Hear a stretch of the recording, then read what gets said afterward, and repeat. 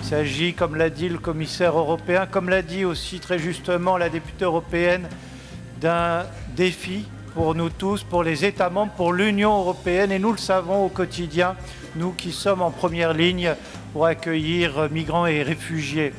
Il y a une grande responsabilité auprès de chacun d'entre nous pour pouvoir relayer les messages qui ont été ceux du commissaire européen, comme nous avons voulu profiter de cette rencontre pour pouvoir lui adresser également nos soucis et nos suggestions.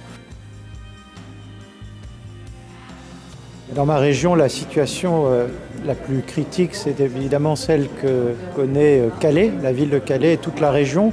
Mais c'est vrai également des villes voisines désormais, y compris jusqu'à la côte belge et tout le Dunkerquois. C'est vrai que nous avons directement le résultat sur la région Nord-Pas-de-Calais de l'augmentation du nombre d'entrées sur le territoire européen. Et que toute l'année 2015 a été particulièrement préoccupante.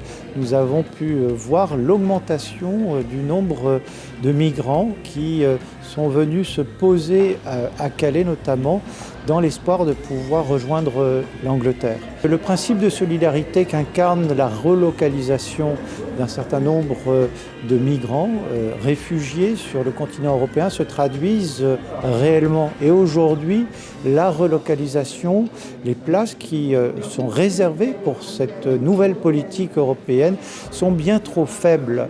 Les engagements des États membres ne sont pas tenus aujourd'hui. C'est aussi ce que j'ai voulu dire au commissaire européen tout à l'heure.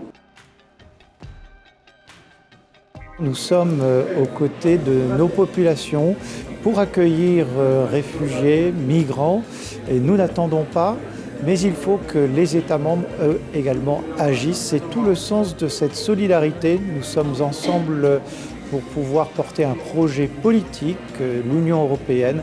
Eh bien, le temps est venu de mettre en œuvre cet agenda européen de la migration.